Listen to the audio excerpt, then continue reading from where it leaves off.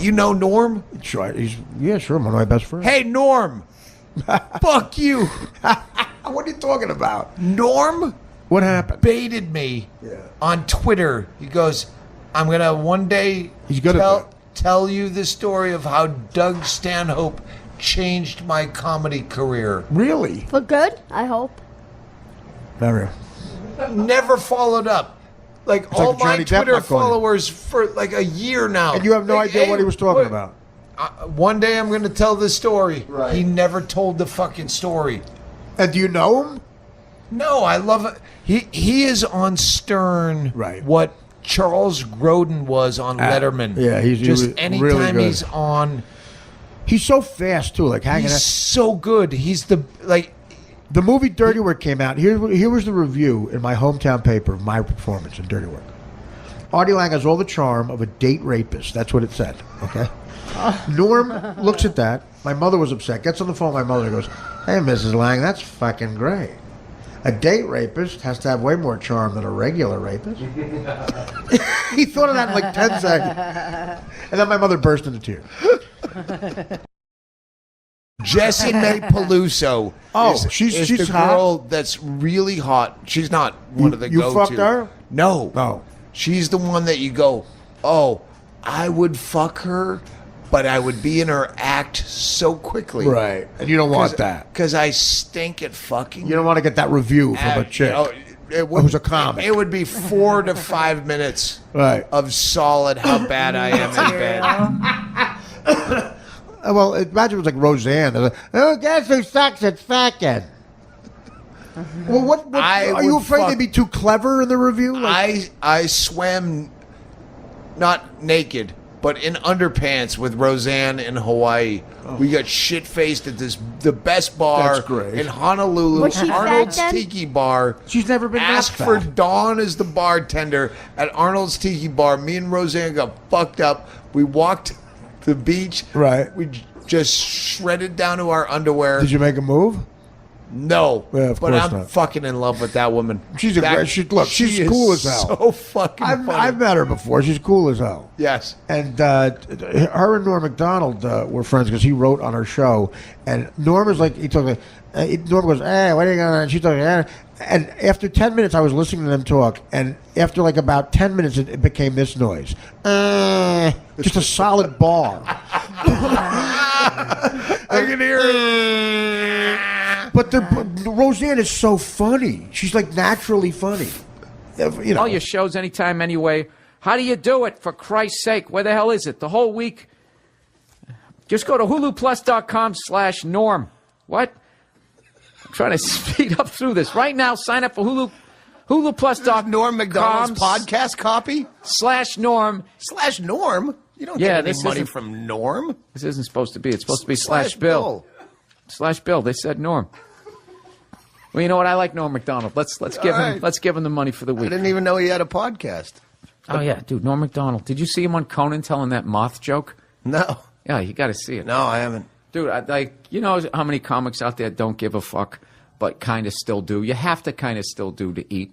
That guy Norm truly doesn't. He's so fucking truly funny. Norm, listening to Norm on Stern or anything, any podcast, listening to, I don't know if you remember when Charles Grodin would do Letterman, and just knowing he's going on there, that it was always a fucking great show. Oh yeah, that's and what people didn't get that he was fucking around. Yeah, that's amazing. how Norm is. Anytime, if Norm's the guest, I'm fucking listening. One of my best opening monologue jokes ever. Did you ever see?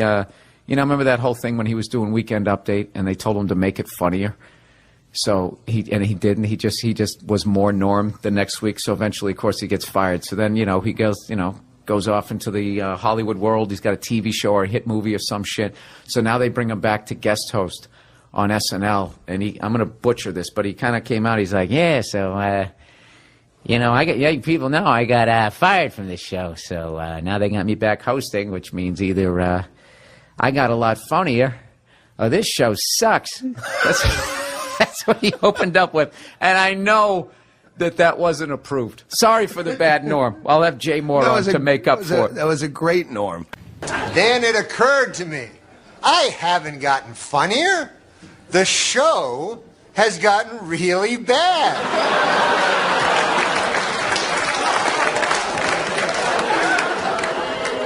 So, yeah, I'm funny compared to, well, you'll see later. But,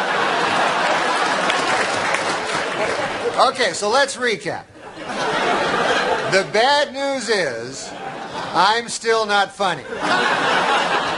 The good news is the show blows. Call me to say goodnight. Kiss me once or twice. I'll never let go of you. Fold me into your arms. Stay with And Norm MacDonald in hell fucking hate you. So There's two reasons guys will hang themselves from the neck. One is, like we said, to escape this worthless masquerade of a life we pretend we have. And the second reason we hang ourselves from the neck is to whack off. These guys, I don't understand. It's called autoerotic asphyxiation. It's a big fancy word, but it's a filthy thing. And this is my problem with it. The risk reward. It's not good. And I know the reward because I read about it. Like, apparently, by cutting off the oxygen or something like that, you increase your orgasm until it's 1.5 times as powerful as the one you had the Thursday before last.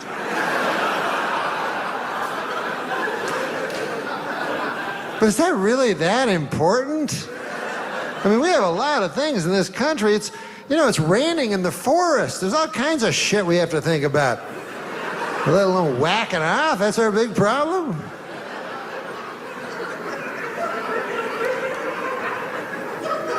But the risk, good Lord.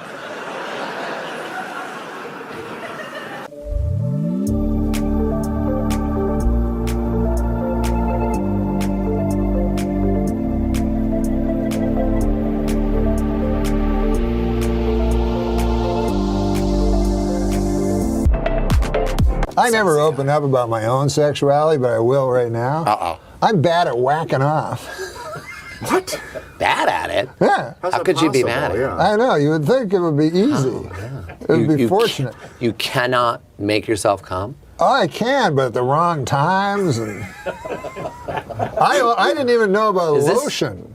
Till when? Till somebody that was intimate with me said, "What are all those big red scabs on your cock?" And I was like, "That's from my fucking furious whacking off." Well, when was this? How many years ago? I used like gloves. What kind of gloves? Sandpaper. No, look, I'm not good at sex. Yeah, no, at all? No, nothing. It doesn't interest you. That's the reason. Yeah. You got to be interested in something. This is my move. First of all, I'm not good at getting ladies. Mm-hmm. Because you don't care. Yeah, so I'll try to, I try to make it fast. Like, if I see a girl drinking at a bar, right? I'll go up behind her. I'll go. I can get us a bottle. And that doesn't work very often. But sometimes you just want to it get does. right. Yeah, I want to get right. Then I get the lady. I turn off all the lights in the room so it's pitch black, and then I lay down on top of her for 5-10 minutes. And I don't get a lot of return people. Go well. But you remind me of a guy that's good at fucking. I love it. Fucking and sucking.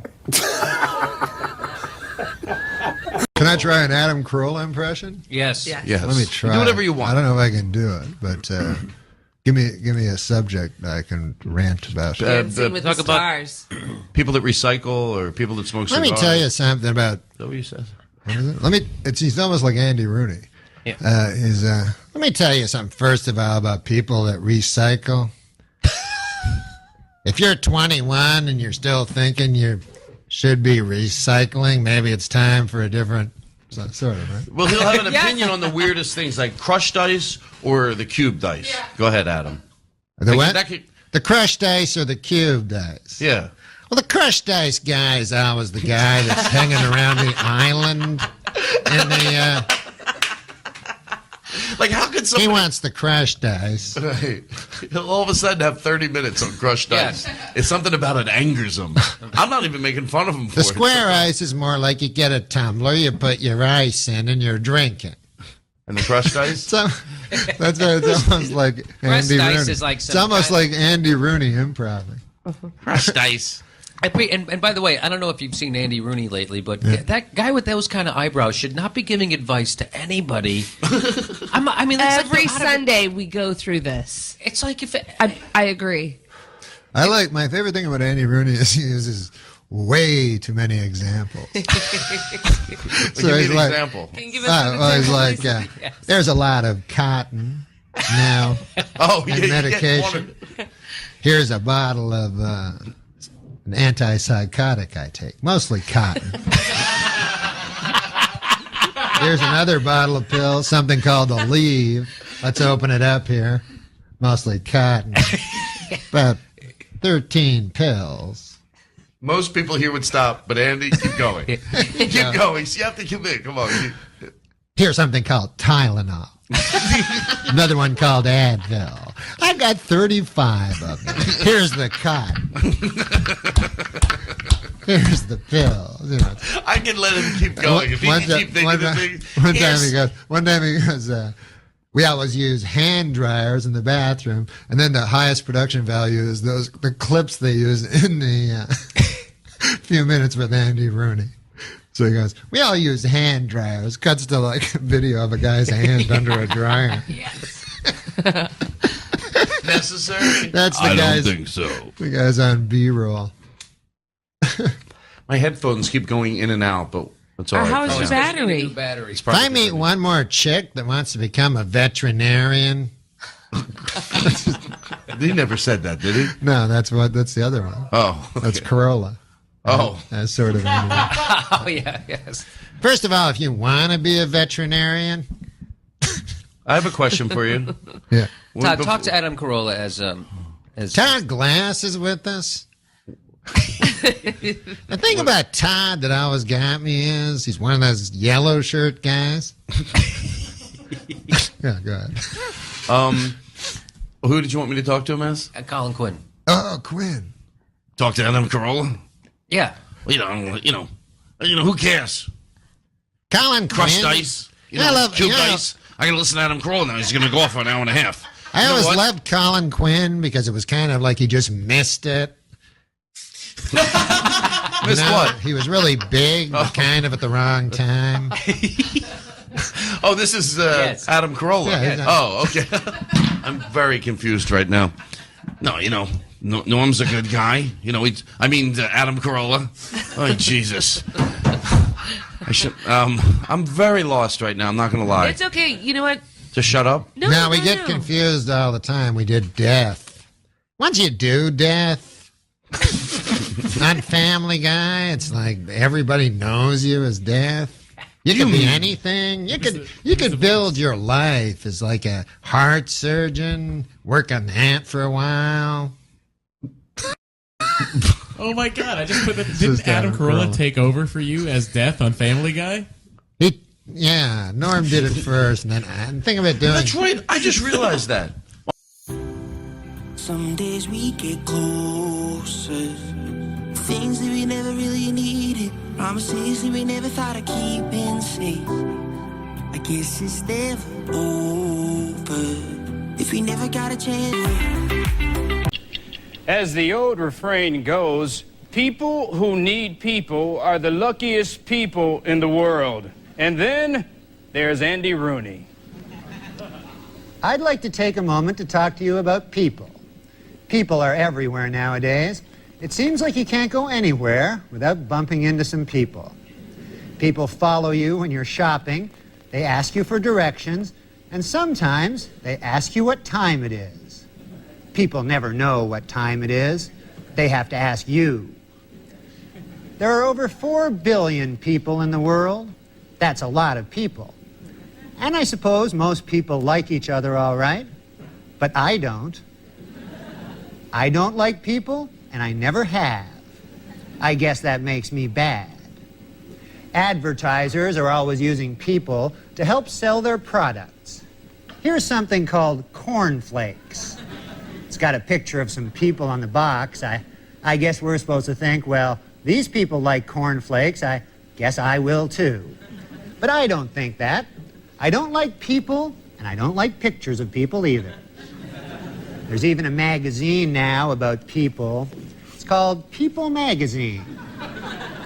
This issue has a picture of some fellow's head on it. Bet that's a good article.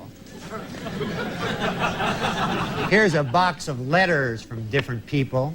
Seems there's nothing people enjoy more than writing me letters. Here's one from Washington. This one's from Ohio. Here's one from North Dakota. This one's from Paris, Texas. Now, I don't know where Paris, Texas is, but I do know this. I'm getting pretty tired of cities in Texas naming themselves after cities in France. Here's one from Chicago. This one's from Iowa. Here's one from Iowa, too. This one's from Montana. Here's one from some place called Kansas City. Here's one from Wisconsin. This one's from Arizona.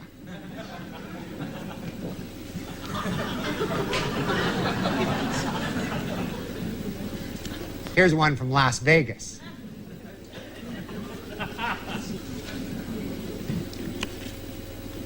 Here's one from Virginia. Oh, and here's another one from West Virginia.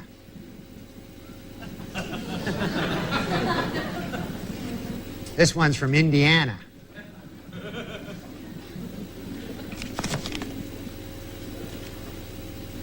I don't know where this one's from, but it's yellow and it has a big stamp on it.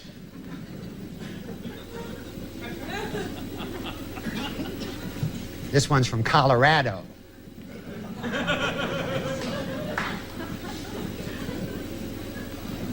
Here's one from Michigan. I receive about 100 of these letters every single day. I never open them. I don't like opening them. I set fire to them. Then I pour water on the box of burning letters to put out the fire. Then I take the whole mess and I dump it out my window on the people below. People don't like that much, but I like doing it to them. I suppose that makes me bad. Oh, this is your kind of joke, man. This reminds me of your kind of joke. All right. Just from hearing you read jokes. Oh, I like this. I like the theme that this one has. A man in Taiwan reportedly cut off his own penis to win an argument with his wife. That reminds me of that episode of Everybody Loves Raymond, where Raymond forgot Deborah's birthday and he had to cut his own cock off. Oh, my God. Brad Garrett seemed like a long shot. I remember like him because he is so crazy tall. You'd see him at the Improv and you go, how could he be cast in anything? Well, he wasn't, you know, we wrote the show based on my life, so it was based on my brother in real life, who really was a cop, a New York City cop, but he was like 5'10", and he had this kind of bitterness, but he nothing like Brad brought into it. This is Robert, Ray's brother. Ray's brother?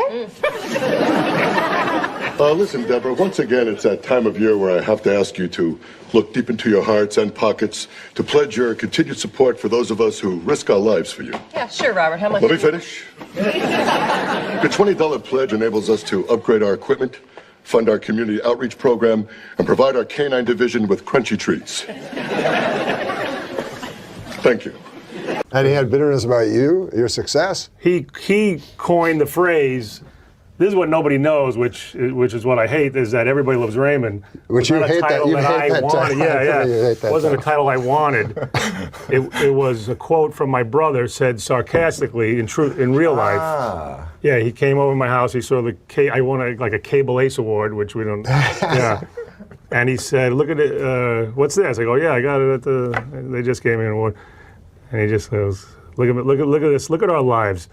You know, he was a cop, New York City cop. He said, people spit at me, they shoot at me. Everybody loves Raymond. Yeah. And so that got in the show, and then Phil Rosenthal said, let's use it as a working title, just a working title. And I said, oh, it's going to stick, and sure enough, Les Moon does. Was he your first choice, Brad? It should have had quotation marks around it.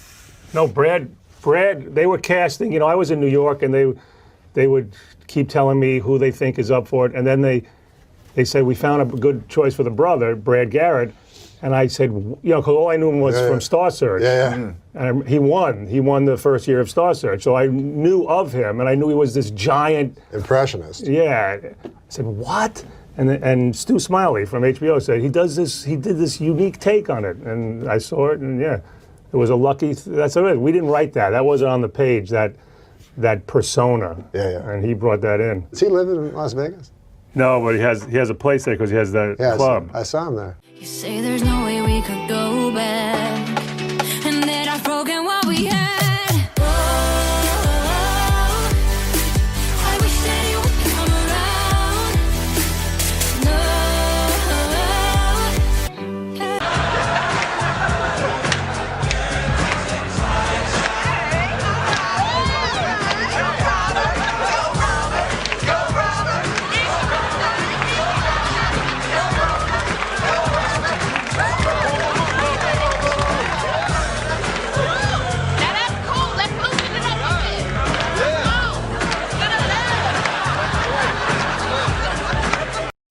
Want some of this? Yes, I wouldn't mind. Okay, you ready? Yeah. Oh my God. What? Yeah, I'm ready. So you'll think it's something that bothers you. We usually write some things down. Oh, it's a game now. It's No, it's not a improv game. But like just something on your mind that day. You'll know. Are you asking me what's my beef? I actually had a couple of questions. Is this what's my beef? What's my beef? No. Oh, it could be if you wanted it. You're listening to comedy and everything else. What's your beef? This week on the show. This week, Norm MacDonald. Can I try an Adam Carolla impression? Yes. Yes. Let me try. Do whatever you want. I don't know if I can do it, but give me a subject that I can rant about. Dancing with the Stars. People that recycle or people that smoke cigars. Let me tell you something about. Is that what you said? What is it? He's almost like Andy Rooney. Yeah. Let me tell you something first of all about people that recycle. If you're 21 and you're still thinking you should be recycling, maybe it's time for a different sort of, right? Well, he'll have an opinion on the weirdest things, like crushed ice or the cubed ice. Go ahead, Adam. The what? The crushed ice or the cubed ice? Yeah. Well, the crushed ice guy is always the guy that's hanging around the island in the... Like, how could somebody... He wants the crushed ice. He'll all of a sudden have 30 minutes on crushed ice. It's something about it angers him. I'm not even making fun of him for it. The square ice is more like you get a tumbler, you put your ice in, and you're drinking. And the crushed ice?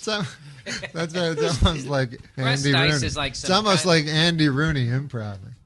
Crushed ice. And by the way, I don't know if you've seen Andy Rooney lately, but that guy with those kind of eyebrows should not be giving advice to anybody. I mean, it's every like Sunday we go through this. It's like if I agree. I like my favorite thing about Andy Rooney is he uses way too many examples. Give me an example. Can you give us an example? He's like, there's a lot of cotton now.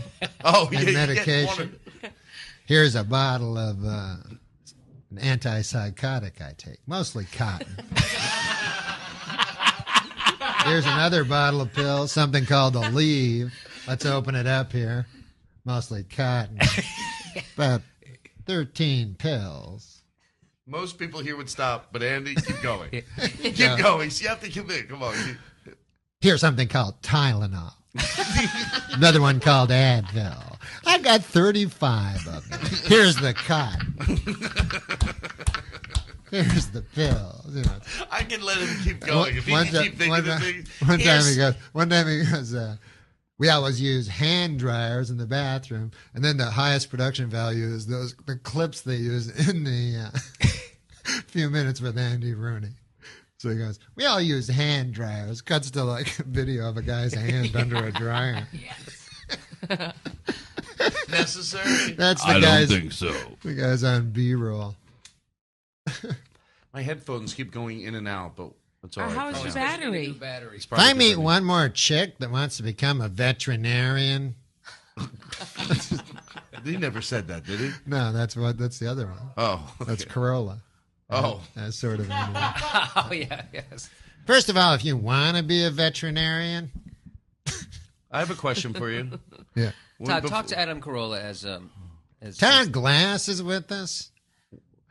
The thing about Todd that always got me is he's one of those yellow shirt guys. Yeah, go ahead. Who did you want me to talk to him as? Colin Quinn. Oh, Quinn. Talk to Adam Carolla? Yeah. You know, who cares? Colin Crushed Quinn. ice. Cubed ice. I gotta listen to Adam Carolla now. He's gonna go off for an hour and a half. I always loved Colin Quinn because it was kind of like he just missed it. Missed what? He was really big, but kind of at the wrong time. Oh, this is Adam Carolla. Yeah, Oh, okay. I'm very confused right now. No, Norm's a good guy. Adam Carolla. Oh, Jesus. I'm very lost right now. I'm not going to lie. It's okay. You know what? Just shut up. No, we get confused all the time. We did death. Once you do death on Family Guy, it's like everybody knows you as death. You could be anything. You could build your life as like a heart surgeon, work on that for a while. Oh my God! I just put that. Didn't Adam Carolla take over for you as Death on Family Guy? Yeah, Norm did it first, and then I think of it doing. That's right. I just realized that on Family Guy. It was 2 weeks ago. I was like, oh my God, that's Norm. Is that if my questions are stupid, you just you give me a little forgiveness here. Is that fun to do? Oh, I knew it was gonna be bad. Shut up, everybody! Shut up! Oh, come on, no one was asking any good questions. Oh man, it's Wait a minute. Let me try. It's a Mary. Come on, that's not fair. I said I prefaced it. Are you dating? That was dating anyone? How's that going? It's the Mary Really Hart. good question. It's the Mary Hart special. But I really wanted to know because that's my favorite show. I love Family Guy. I'm tired of people telling me I shouldn't like it. Wow. But who tells you that? Some people. This is an emotional issue. It's not can you drive or can't you drive. Everyone knows I could teach you to drive in 20 minutes. That's not the issue. No, okay. I do know that. This is an emotional issue, Norm. Are you willing to trust me? Do you want to take a step, or do you just want to be, bathing in your own urine for the rest of your life? Do you want to take that options? first step out of that apartment and in toward the light? Would you like to take that step? Would you like me to help you take that step? Do you have like an earpiece and Dr. Drew is talking through you? That's an ass piece, but yes, it is Drew's voice. Whatever. I find I can hear him better that way. I would agree to It doesn't show I would up on agree camera. I would agree to do that. I mean, Would you agree to do that? I agree, but I might say no later because it scares me. That's Right now, baby step. No, It's a right baby now, step. right now, in your thrall, I feel like I could do it. Norm. Like, you're very persuasive and But convincing. please, and I please, believe you. please. And also, since your life's at stake, I know My that. life is at stake. But also, you It would be don't know- the day comedy died if you drove off a cliff with you and I in it. Except for all the other funny people that you left behind. Yeah, until they cast Dana Gould as Death. Yeah. And then we'd be forgotten. Oh, I forgot about that. Yeah. Yeah, it'd be the day Death died. Oh, wait a minute. All right. So listen, Norm, I would like to do this for you. And I know you find it, you see, this is an emotional issue. It's not a practical issue. No. Obviously, I can teach you to drive. No, It'll be safe. I know intellectually because I see old ladies and young children, Yeah. like you say. I see every other person, Right. so I go, well, I'm not. Right. Yeah. Yeah, they have handicapped people drive vans with their teeth, Norm. You don't think you could handle it? Yeah, no. I could teach you to drive. Let's do that, Norm. Okay. Let me offer you that freedom. Well, let's for now say yes. But I don't want to. But we can't. to a new This is you, the thing. Norm. Why can't But I see, got to say this. I got to say this. If we do it, it cannot be in any ways a comedy bit. All of a sudden, I can't go. You can't go. Here's Norm. Put on this suit. And I'm like, no, wait. And then we're at a racetrack Norm. in Ventura, and I would I'm treat- racing against Gilles Villeneuve's son. Yes. Jacques. Jacques, F1 driver. Listen, point is this. First off, I would treat you. Because I've had that before where they've gone, this is what my manager said, do you want to be in a celebrity race car event? And I go, No. I don't have a license. And they go, the funny thing is, they'll never think to ask. That's what my manager tells me. You know how I would treat you? I would treat you like a horse that I rescued who'd been abused. That's how I would treat you. Do you know what I mean? No sudden movements. You'd whack lots me of out. petting on New the shoes. snout. You'd whack me out. Just to relieve a little pressure. Nothing gay. Gigantic cock. Just to take the edge off. I'd feed you a carrot through my mouth. No, I wouldn't move. I wouldn't light off any fireworks. I wouldn't do any. I would be very soothing. I'm going to put the best of Enya in the CD player of the Lexus, and I'm going to teach you how to drive Norm MacDonald.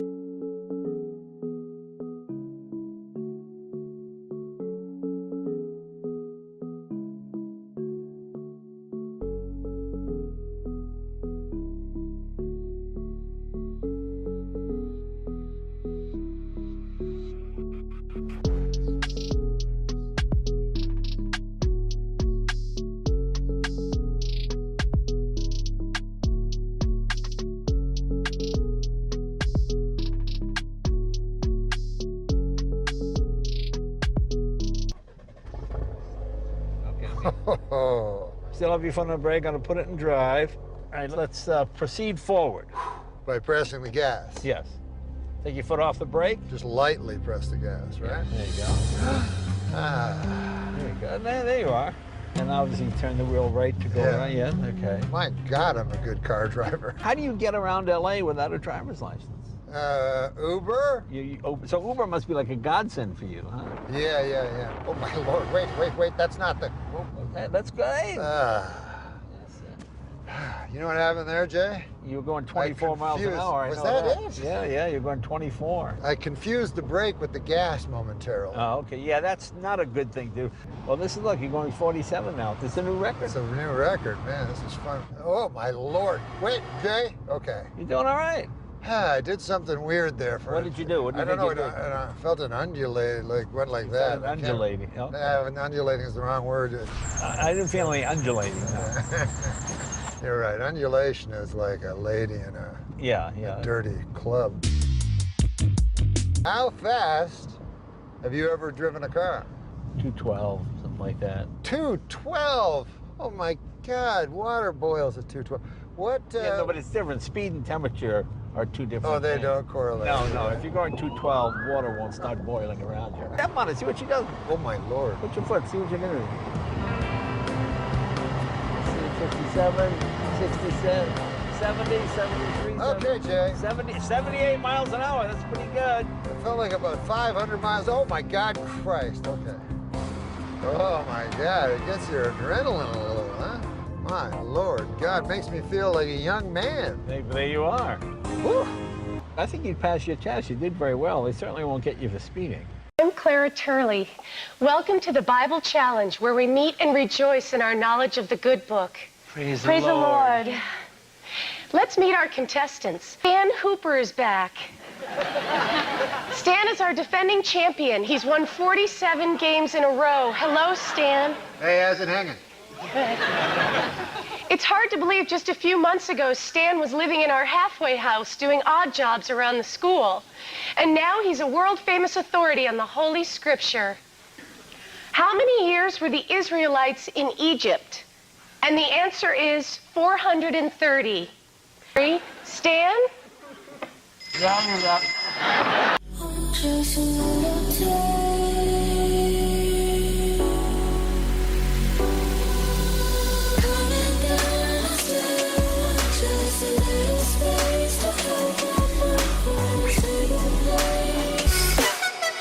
No, it's just God a bless euphemism. Ruth. God bless Ruth. God bless Ruth.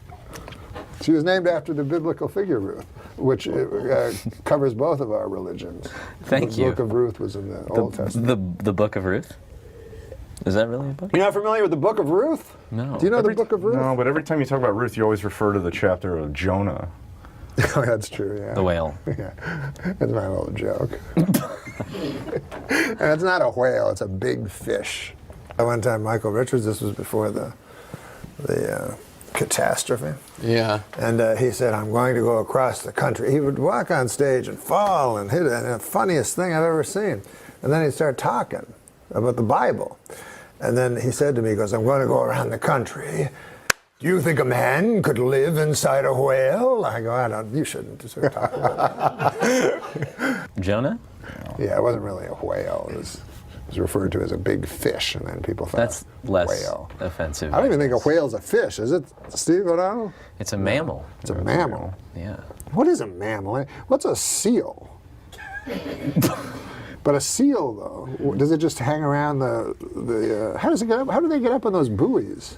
It's a shimmy. They're shimmy. They must be just pure muscle, the way Ruth's pure spite. Yeah. All right. Pure blubber. Okay, you know. No, what? What's your favorite religious movie? I loved Passion of the Christ. Did you? Although I will say I thought it was very anti-Semitic, because every Jew looked like fucking Lovitz.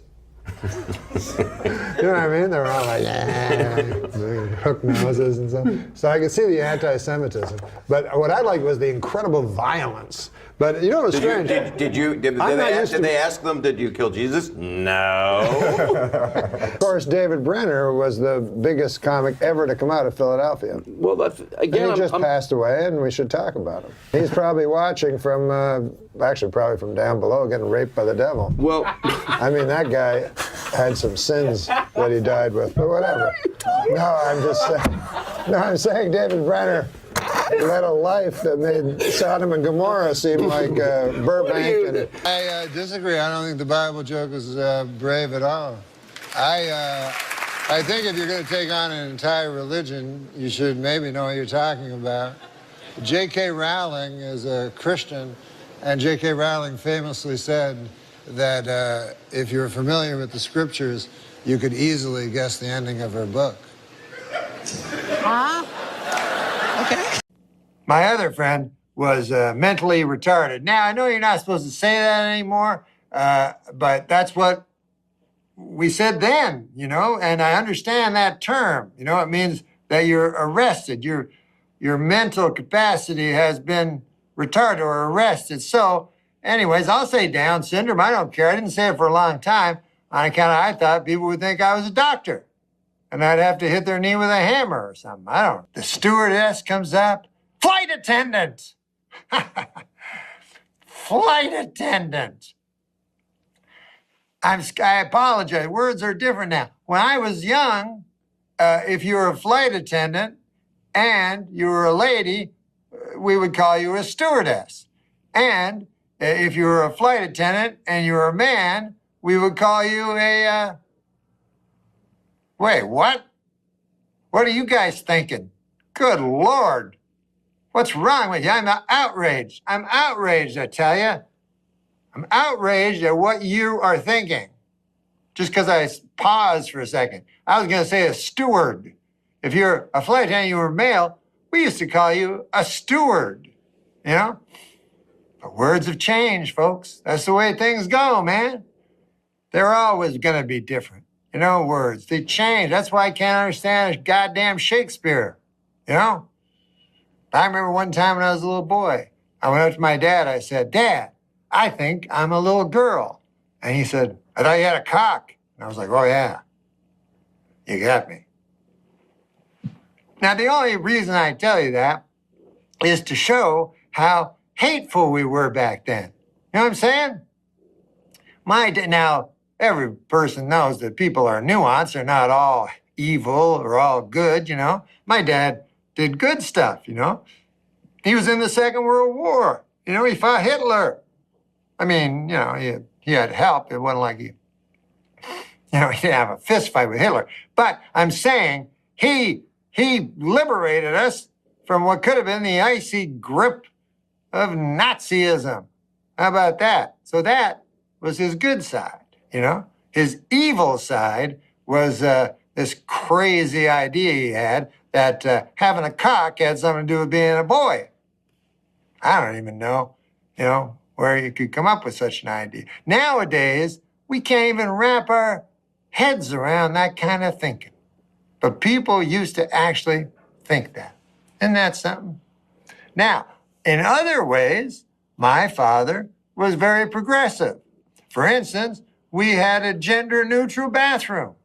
You know, I used it, my brother used it, my sister used it, my mother used it. Anybody, didn't matter what gender you were. And you know what I was way ahead on? Slut shaming. I was always against that. These broken pieces I hold in my hands don't have a chance to mend at all. Before they get thrown into chaos again, I try to pretend I'm whole enough to stand in this world so unsteady. I don't like words that hide the truth. I don't like words that conceal reality. I don't like euphemisms or euphemistic language. And American English is loaded with euphemisms because Americans have a lot of trouble dealing with reality. Americans have trouble facing the truth. So they invent a kind of a soft language to protect themselves from it. And it gets worse with every generation. For some reason, it just keeps getting worse. After McDonald unexpectedly passed away in 2021, Catan revealed that the feud had been partly embellished for the sake of the media, and that these two wildly different comedians actually shared a mutual respect and a, quote, comedic love. Chris Catan you didn't like. Catan's all right. Just we had, you know, when you're in that, it's like being, I won't say it's like being in war, but when you're in a situation, everyone's fighting for themselves. There's another great quick Norm story. Great quick Norm story. Kid, Artie. Well, Jim will appreciate it. They do a big Rolling Stone article about the Kansas City. Ah, that was a great one, man. Wait, they do a big Rolling Stone article about the cast. I got about the what? So the cast of Saturday Night Live. Right, yeah. And it's everybody kissing each other's ass. So they ask Norm about Chris Catan, and it's after pages of "I've never seen someone do better character work." Norm's quote is, "He seems gay to me." He goes, "I've never met a guy who said he wasn't gay. He seems so gay." But I guess he says he's not gay, so whatever. Hey, I love that. what about Norm MacDonald? You're at war with him as well. You two don't like each other. Warring with Norm? Here's what Norm said. Oh, good. I got it for you. All right. Chris and Norm MacDonald apparently hate each other. This is according to my notes. When Norm hosted Saturday Night Live, Chris did not appear on the show. Wow. Wait, when was it? In November of '97. Oh, right. Norm said of Chris, "I don't know, but to me he seems gay." He claims he's not, but I've never seen like a guy who's not gay seems so gay. I don't find him funny. What can I say? Never made me laugh. What happened between? First of all, I don't believe you're gay. Are you? I know someone you dated. No, I'm not gay. Yeah, you dated. And he's certainly had to have laughed at you once or twice. Right. Yeah, You're exactly. a funny guy. Right. Well, that was the. I mean, your Rolling characters. Stone Some of your article. characters are effeminate, so maybe people will think you're Right, gay. like Mango's, like he's gay, queer as day. Right. So and yeah. So is Norm a homophobe? Is that the problem? He doesn't like gay definitely characters? think he has a problem with But give me the history of this. I love feuds. Okay, let's see. What is, I don't know You exactly. didn't appear on the show for a reason. You just No. I don't. I just think I didn't get my sketches in. It wasn't like I'm not appearing in the show. And when you're on Saturday Night Live, I've heard this before. When you say you didn't get your sketches in, you have to write your own material. If you don't get it in, if it doesn't pass muster, then you're not on the show. Right. Wow, a lot of pressure. Yeah, every week. So do you have to hire separate guys to help you write material? No. I mean they're there. There's there's people you write with normally. So right. Okay. Because I heard some people don't help other people. You know. No, some people don't. Right. But I'm not. Because I'm not exactly the easiest guy to write for, though. I'm not like. I'm not an everyman. I can't be the boyfriend all the time. I'm more of a freak. So why Norm MacDonald? I mean, Norm is an easygoing guy. I know Norm. Why the dislike? Something happened. Well, let's see. When I first got on the show, he was so nice. He and Spade, right, were just like so nice. And then I don't know what happened. He just started. Like Garth Brooks was, we did like a pitch meeting, and he started saying things in the pitch meeting like you don't want to do. Like Garth Brooks was a guest. Yeah, was a guest. I was like, I'm sure you don't want to do another fag sketch. Like things like that. People would laugh. Oh dear. I was like, why is he saying? Why is it? And then it got kind of old. Like Jesus, Norm, you're like another. And it makes you inhibited in a writing meeting if someone's goofing on you every time you open up your mouth, right? Yeah. I mean, I didn't care because I'm not gay. If I was like, some gay guy going, I don't want anyone to know that I'm this right. And so the gay jokes kept going and going and going. Yeah, the gay jokes kept going and going. And then you finally said, hey, I've had it with you, Norm. Well, did you ever confront him? Yeah. A little bit, yeah, but it's like a playful thing. He says it's like a Jack Benny, Fred Allen, kind of a feud thing. But you don't see it that way. No, I think he's I don't know. But he this is what happened. We were on a flight together. We didn't plan on being together on the same flight. We were flying from LA back to New York to do Saturday Night Live, and it was a red eye. And he's behind me, and we're, getting along, whatever. He's talking about crapping on women, or I don't know what he was talking about. Something like that. Yeah, and it was funny because he was so loud, so everyone else could hear it. I'm like, I just crap on this girl. Yeah. And I'm like, laughing. Right. Because he's a funny guy. Yeah. And then I wake up, and, because it's a red eye, and one of my shoes is missing. And I was like, where's my shoe? And Norm's like, hey, you lost your shoe, huh? And then he leaves. And I'm like, so disoriented. And I'm the last guy in the flight looking for my shoe. And I just, walk off the plane with one shoe. And all the stewardesses like, you are funny. Oh, no. So he stole your shoe. He stole my shoe. And he's playing goofs on you. He's not respecting you. Right. And then I took his jacket on a really cold night. Yes. And his assistant called me at home going, I got to get Norm's jacket. Please get me Norm's jacket. When she was like freaking out. Right. I was like, no, this is between Norm and I. You can't play in this game. Right. Chauncey Hayden, you're on the air. Hey, Howard, how's it going? All right. I've interviewed Chris before. He's a good guy. Chris. Thank you. Is it not true that Jim Brewer, your former cast member, had a problem with you as well? I think at one point he thought I stole an idea from him. Oh, really? Yes. So, man, there's so much infighting. You got to admit. But that's it, though. Really? That's not much for like 6 years.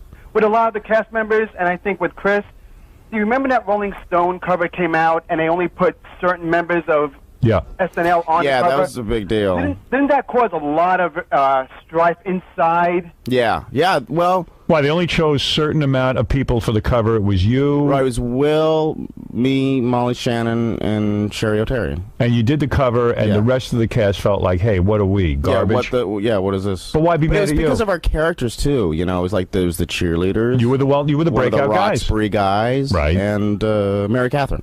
But aren't they mad or jealous because you guys broke out and they didn't? And don't they think that you should stick up for them and insist that they be on the cover as well? But you don't have that kind of juice. No, what are we gonna? Yeah. No. Yeah. I mean, it's only makes sense that they would be on the cover, but what are we gonna do? I mean, Norm wanted to be. There's a big stink because he wanted to be on the cover by himself. Yeah. Really? No, I don't know if he wanted. No, he wanted to be in that picture. I don't know. He showed up later, and then he wanted to be. He wanted to stand in the middle of us. And you said no. Well, it was just like weird. Yeah, right. Why are you like who are you? Like here? It's like my variety show. What? Yeah. So yeah, I guess he thought he was the guy. All right, Chauncey, thanks. All right, Artie Lang, go ahead.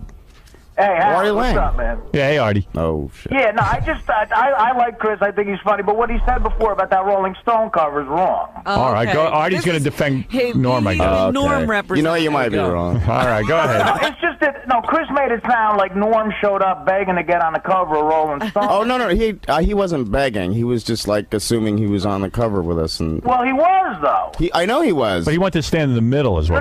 No. They were begging Norm to do it.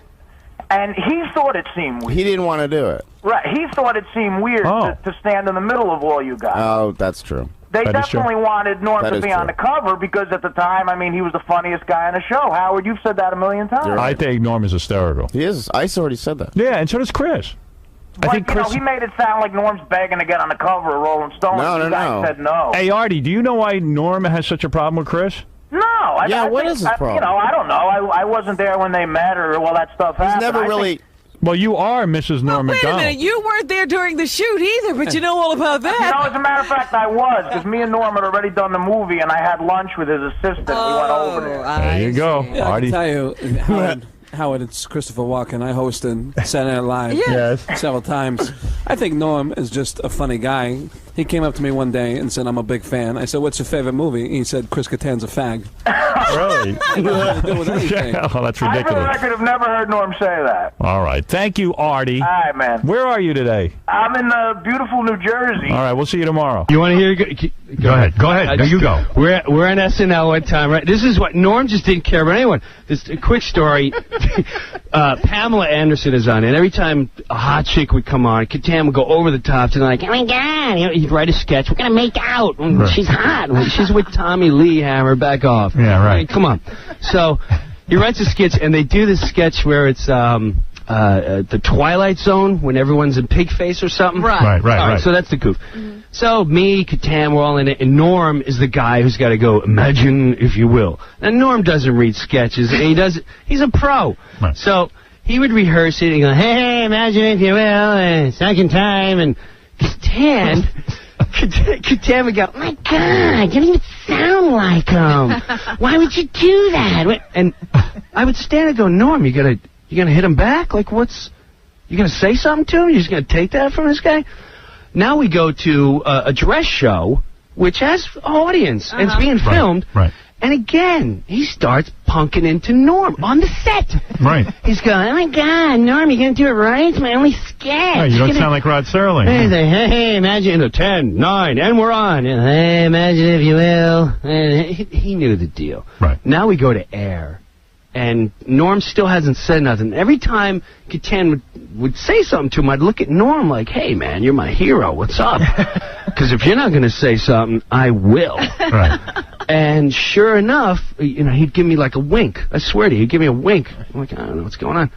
Live Air comes on. And I'm like, 20 seconds to the Twilight Zone sketch. He starts up again. We're mic'd, the whole audience is listening. He's like, oh, my God, Kattan. Norm, you better sound like... Oh, God, Pamela, you're so hot. Norm, Pamela, I can't wait if you ever get rid of... 10 seconds! Norm turns to Kattan. Right for his head, he goes, hey, Pamela, did Chris tell you he's gay yet? And he's got all this rage because he likes being gay. Everyone, why don't you just say you're gay and you wouldn't have all this anger and be a pester? 5 seconds! And you wouldn't have all this rage and try to interrupt everyone's sketch because you suck this week. And we're on! Imagine if you will. I'm like, there's my hero. There's my hero. See, he knew to save it for the live air. Saved it. He saved nice. it. And Kattan sank. I couldn't even get my words. I had Jim Brewer on the show. I love Jim Brewer. Yeah, he was talking about... He's a nice boy. He was talking about a sketch that you guys were doing on Nice SNL. kid, yeah. Where you were supposed... Well, he is. I didn't know if that was willfully condescending. Oh, no. Or, No, I meant he's a great boy. No, he's a man. Boy. He's a man. Yeah, he's a man. He's a grown man. He always seems like he has a childlike... He does. That's true. Yeah. And he's also always seems stoned, which is weird, even though he's not. Yeah, He his eyes have that. But he was talking about this sketch where you were going to be playing Rod Serling from the Twilight Zone. Serling, we call him. Sorry, Rod Serling. And you were going to be doing this big impression. And Chris Kattan was annoyed that you weren't in character doing the impression through the whole rehearsals. And just before you went to air live, this happened. Take a look at Jim describing the scene. I'll just say, he goes, hey, Kattan, not everyone's a real pain in the ass like you, and you're a screw. Nobody likes you. Nobody likes you. Nobody can stand you. I can't stand you. You ask around anyone. 3 seconds. And he just insulted him on such levels that was so wrong that I can't repeat. And Lily, when the sketch started, he turned and goes, imagine if you will. I just nailed it. Do you remember that? Do you remember what he I said? remember that. Yeah, I didn't say what he said. He was saying he was being. He was paraphrasing and being kind. What did you say? Well, Chris is a great guy, but he used to bring around women all the time to the show. Big, tall women. Big bruisers. And he'd say, "Look, I'm heterosexual." I mean, he wouldn't say that out loud. But that's what that would be the caption on the picture in the New Yorker. Boy, those are funny. So it was something related to his sexuality. Maybe.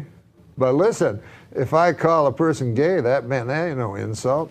It's a good thing nowadays. Yeah, if you say it's an insult, you're the homophobe, not me. Correct.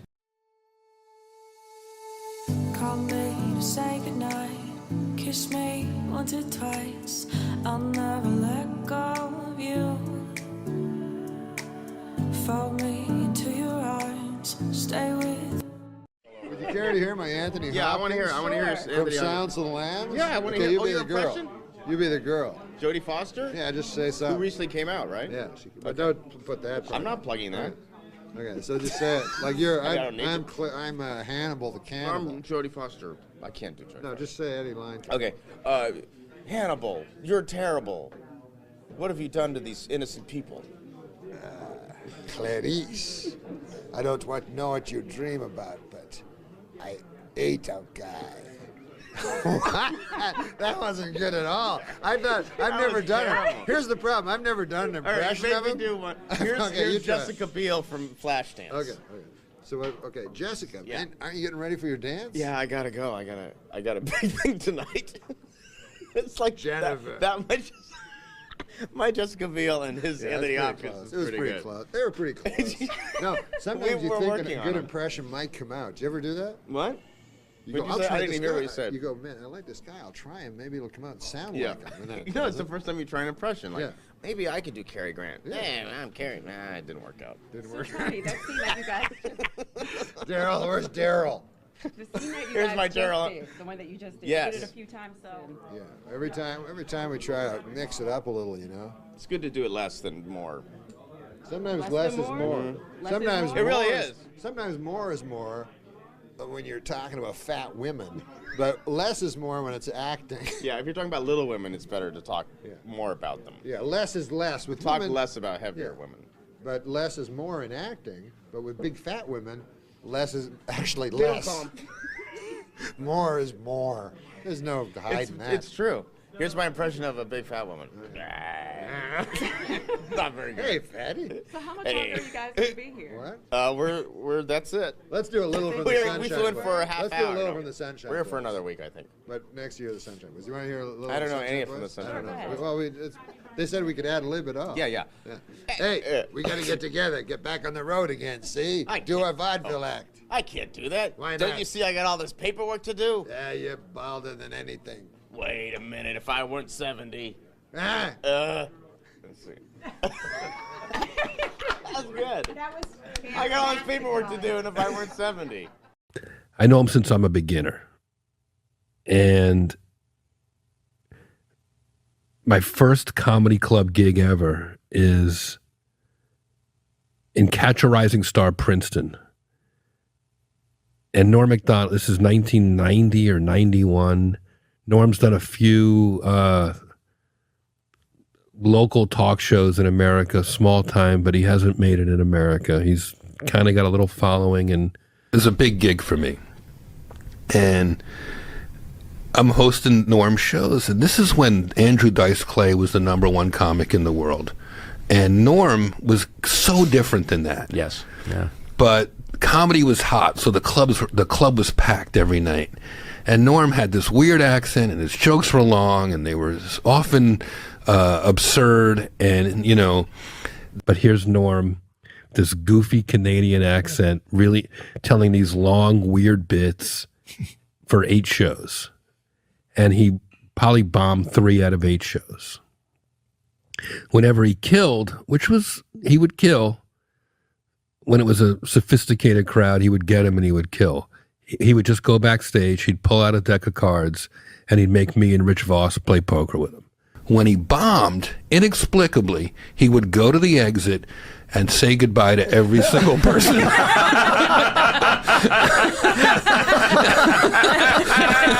I think to entertain me. I don't know if he just loved the awkwardness of it, or he was always one step ahead of me, one step ahead of his fans, the industry. He was such a nut.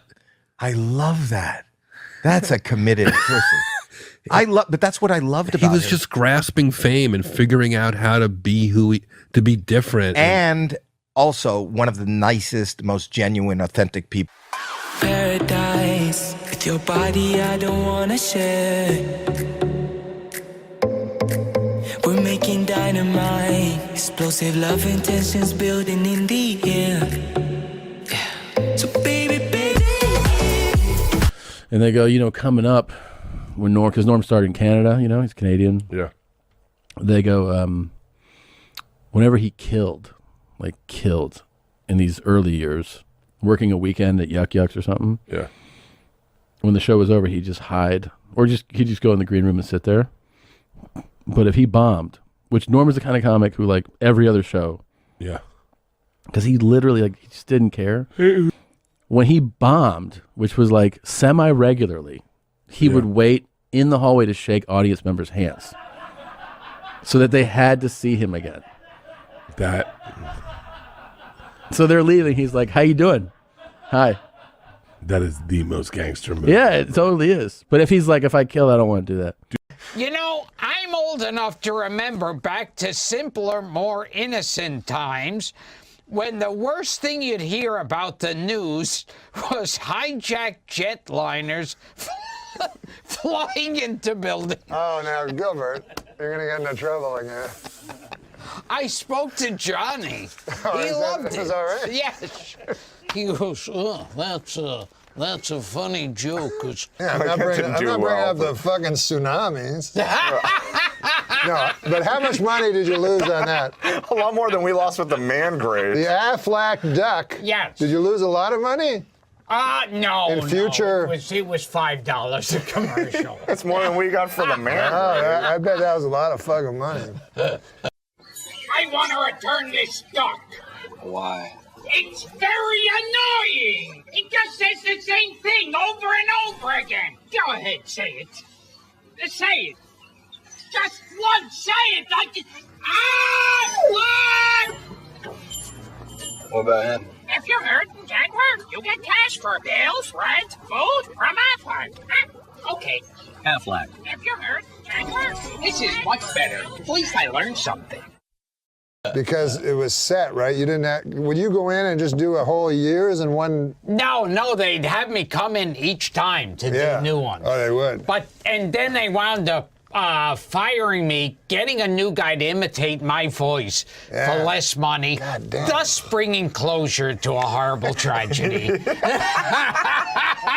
Now, I got to talk about your commercials, of course. Now, there's many. MTV, Pepsi, Subway, Windows XP. And, of course, there's Aflac. Yes. Now. Why, did something happen? Aflac the Duck. You gotta check Twitter. You're the voices of Aflac the Duck for 11 years. 11, yeah. 2000 to 2011. This has to be the easiest money. Do you go in just one time and you did the voice? Or no, you have to come in each time and keep recording it. Right, keep it fresh. And yes, because each commercial sounded so different. Right. So what eventually happened, they fired me. So there was a tsunami in Japan. You might have heard about it. Now, at the time, do you realize that Aflac does 75% of their business in Japan? I found that out soon enough. Oh, yeah. You think they could have told you that? I done found that out. So the Twitter account, @RealGilbert. Oh, believe me, he makes it clear, too. Oh, it's real. Not even Joe Schmo. I'm going to have fun on this. It's me, Real Gilbert. He writes, Japan is really advanced. They don't go to the beach comes to them. What do the Japanese have in common with Howard Stern? They're both radioactive. What does every Japanese person have in their apartment? Floodlights.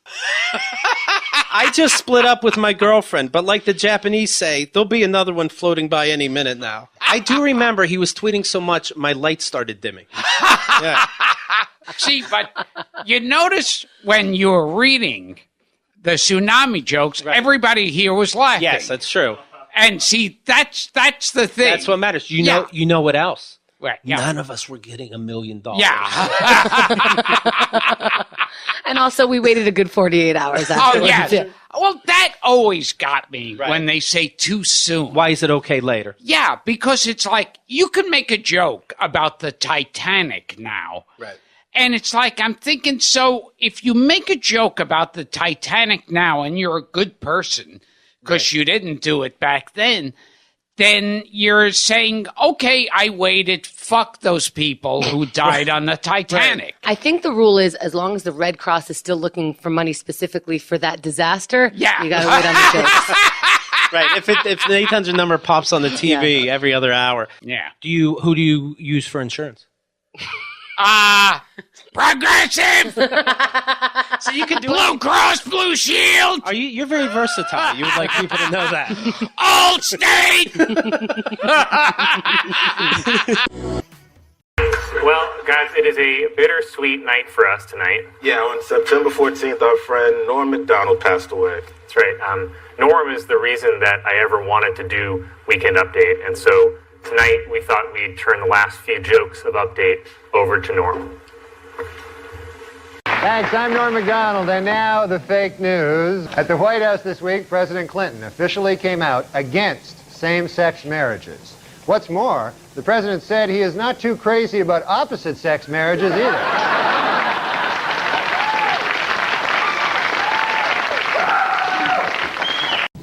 Here we see the president and the first bitch.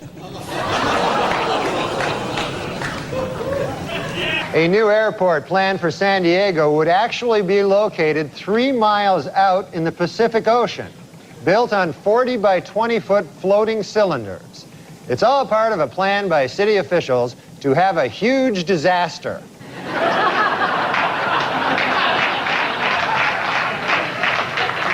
The Federal Aviation Administration has come up with a list of 30 changes to make air travel safer. Number 1 on the list? No more crashes. They've decided to... A French man who calls himself the Snake Man was arrested this week after climbing up the side of a Manhattan high-rise.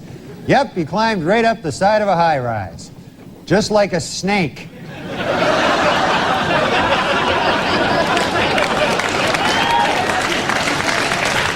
Well, it is finally official. Murder is legal in the state of California.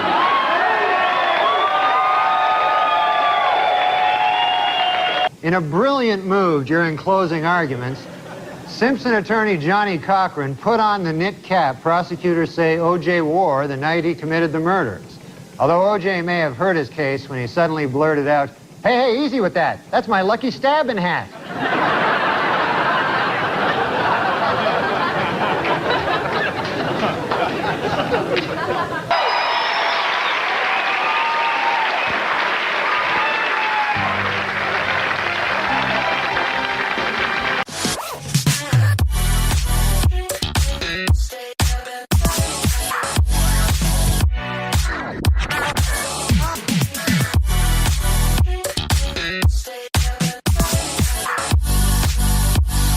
And it occurred to me, I haven't gotten funnier. The show has gotten really bad.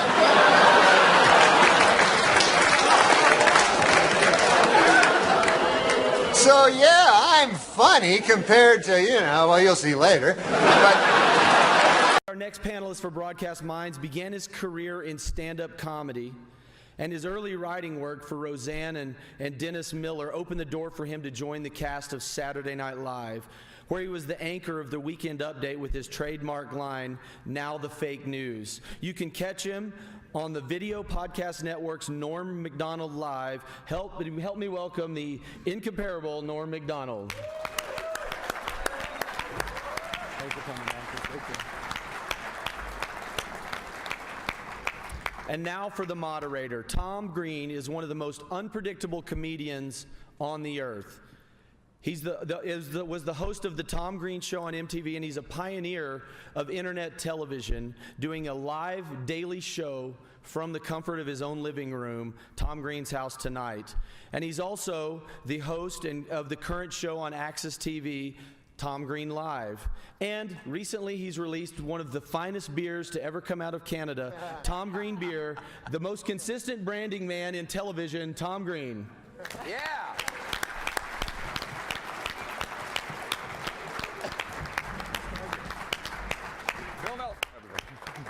Hey, how are you, Norm? Hey, Callie, how are you? Chris? Hey, how's everyone doing? Welcome to the Broadcast Minds panel. You guys ready to have a good time tonight? Oh no, it's this morning. It's morning. It's morning now, is it? Oh my God, we had a good night. The night hasn't ended yet. We've been partying it up all night, right, guys? True. Yeah, this is. I'll tell you something. That Crazy Girls. That's That's truth in advertising. Oh yeah. So this is exciting. We're going to have a conversation here today about television and broadcasting. And what's exciting about this is everybody here has taken their passion in life and turned it into something amazing. Yeah, we've all built our own little television studios as well, right? Yes. All four of us have built our own little television studios using consumer electronics, new technology. TriCaster. Norm, you're doing the video podcast network and the Norm MacDonald live show using a TriCaster. Callie, you have a TriCaster. You have a TriCaster. Is it more fun doing it on your own, producing the show yourself? Your new podcast is completely independent, and or do you prefer broadcast television? No, I prefer narrowcasting because, like when I first came to Hollywood, I met Richard Pryor, and I remember he said this thing. He was like, because I said, everybody loves you, and he's like, I can't do Richard Pryor, but he's like, no, they don't. Yeah. I'm doing Cosby. He said, no, they don't. He goes, what? He goes, only 1 in 10 people even know me, and only 1 in 100 like me. He goes, but that's enough. Because it's, and I thought about it's like 3 million people, and so that's what's cool about like you having your own narrow casting thing is that they only tune in for you, So if I go on Letterman, they're going to see Letterman, they're tuning in to see Letterman. I'm the guest. They might like me, they might not like me. I don't know about that. Everybody likes you, right? Everybody likes you. But when you were making Saturday Night Live, when you were on Saturday Night Live, there was all this preparation, writers, and all sorts of people involved, executive producers, and now you can just do it all yourself. Is that process more fun and making the show more fun? I like doing everything myself because I'm like you, a stand-up. So we started completely independent, and completely responsible for bombing or doing well, Yeah. And so that's how we start. We grew up in stand-up, so it was funny, what Chris was telling me. I just read a book from when I was a kid called Future Shock by Alvin Toffler, but that's what he talks about. It's an amazing book, but he says, like, in the future, which is now, that people that don't understand technology will become obsolete, and they'll get future shock. Yeah. We're almost there. Yeah, we're there. Callie, has and he said they'll have an enormous amount of product, and I was just talking to Callie backstage. She has so much product, it's unbelievable. Review units, gadgets, technology. But hundreds of hours. Oh yeah. I've been doing it for about 8 years. So you've now built a large facility in Dallas. Yeah, as Philip said, we started out really in a bedroom in a house, like a lot of YouTubers or online content people. But we've been able to grow over the years. First, we went into a 4,000 square foot studio that we leased. Now we've bought a building that we can really customize, make it state-of-the-art technology. Bought a building. It's geek heaven. Bought a building. That's pretty cool. I know. My kid, when I was a kid, I wanted to be a sports guy. Grew up in Canada with you. I wanted to be a sportscaster, do hockey. But you know what my kid does? He's only 10. He does a podcast. Nobody listens to it. But he does it because he loves PTI, so he does like a sports podcast, and he'll have that, that Malcolm Gladwell thing where if you do 100,000 hours, you're an expert. He's doing like 20 hours a week, like nobody's listening to it. Yeah. But he's getting better and better. Like, it's amazing. I would have loved that when I was a kid. Wouldn't you have loved that? Oh, yeah, absolutely, yeah. Who are some of the guests that you have coming up in the new season of Norm MacDonald Live? Oh, we got the great Fred Willard. We got Larry King. We got Ray Romano, the great Ray Romano.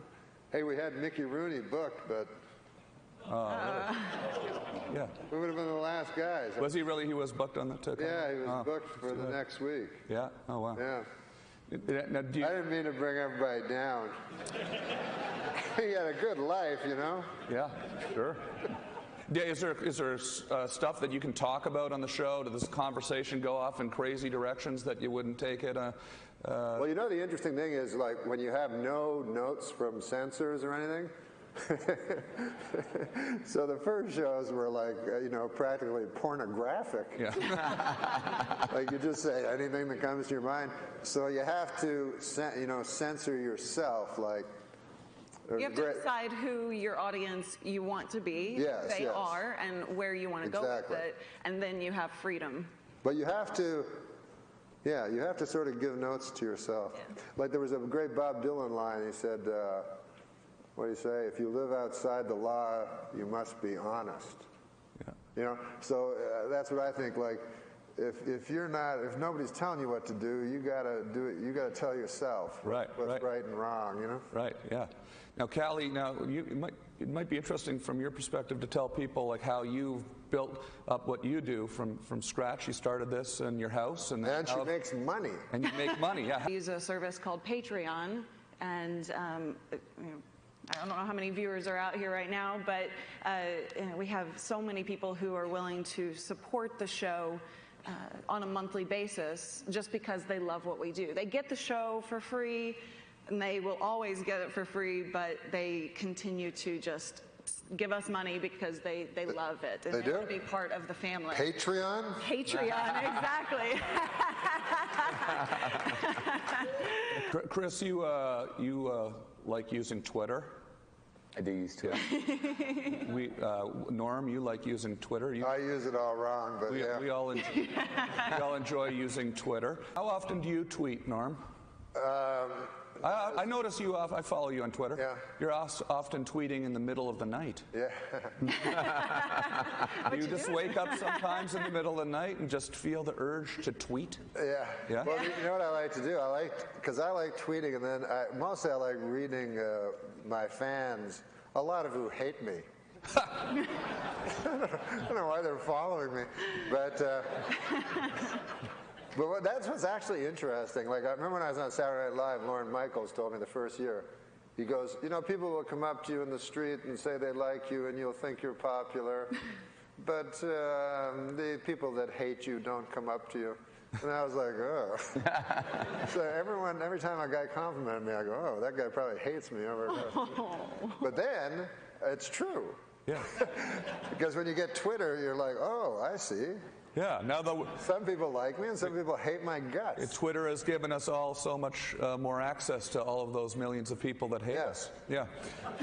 And none of in my case, I'm speaking for myself. None of them have. Like, at first, I was worried that they'd come and murder me. Yeah. Right? Yeah. Sure. Yeah. But that's never happened yet. Yeah. It seems like when they break down the barrier between the fans and the performers, the psychopaths they like that. Yeah.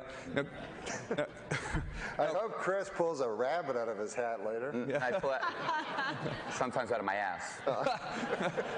I know people that have gotten, when Twitter started, they got TV shows because they had 4 million followers, and they go, the TV network goes, oh, 4 million people will watch the guy's show immediately. It doesn't work. I know a headline magician in town that literally buys his Twitter followers. Yeah. I won't say who it is.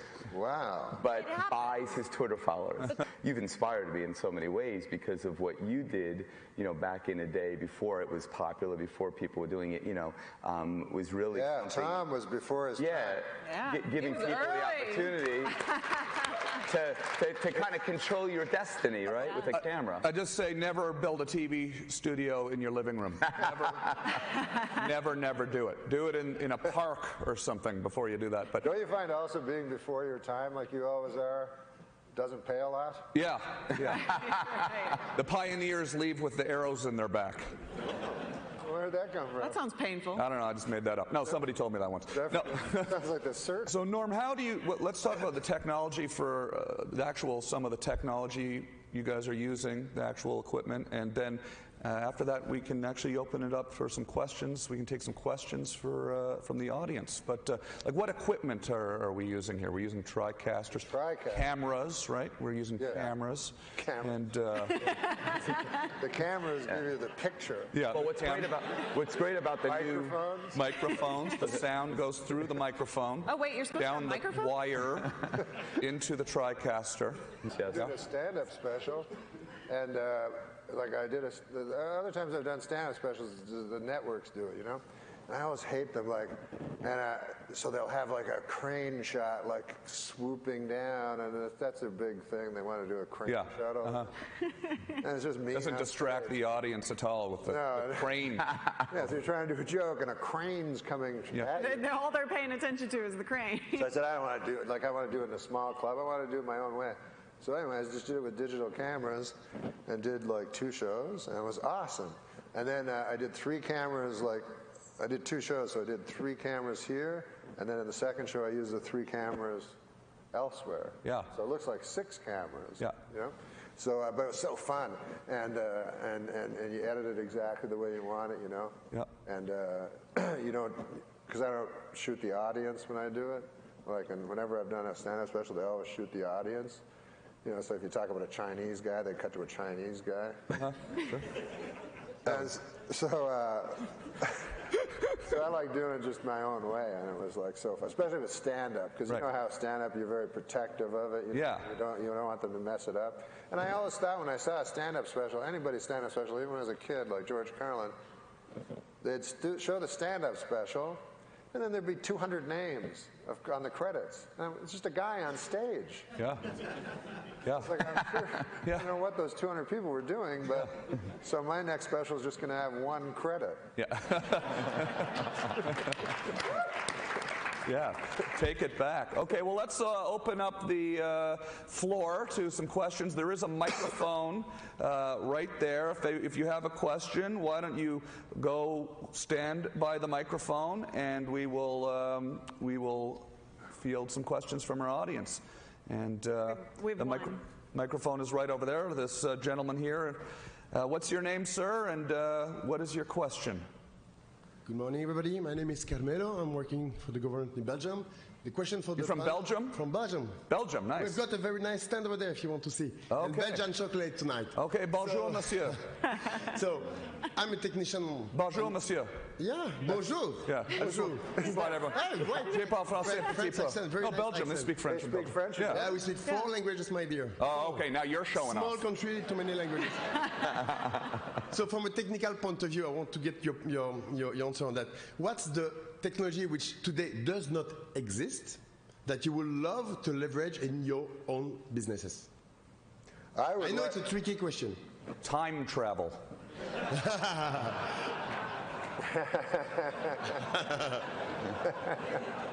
I cannot make this one. We all have time travel forward. Yeah. Yes, that's. Actually, we have time travel backwards because what is on YouTube is always there. Whatever you do is always online, right? That is a good question. I'd like, you know what I'd like to do is Sims, because I do a lot of. I'm a degenerate gambler. This guy showed me how to do Sims, you know, which is like you play the game. If there's a basketball game, you play the basketball game 10 million times and see exactly what will happen. Yeah. And so I've become obsessed with Sims. And then this other guy told me, like, I'm so into Sims. Yeah. But this guy told me that he thinks that we're, all of us here, all of life is a Sim. Because he said, like, a computer will have the original, and then, of course, you have the 10 billion Sims, right? So the chance that you hit the original is almost 0. The chance you hit the Sims is like almost 100%. So he said the odds are that we are a Sim. This panel is not actually happening right now. No. Or it's happening. It's a pale like variation of an actual 4 really cool people. You know what would make things a lot easier is lighting. Like I find lighting enormously burdensome. in everything I've done. You know what I mean? Yeah. Everything about video is burdensome. Yeah. Production. But if there was, like some of these cameras need less lighting now. Oh, yeah. And I wish they'd come to a day when there was no lighting necessary because... It's radio.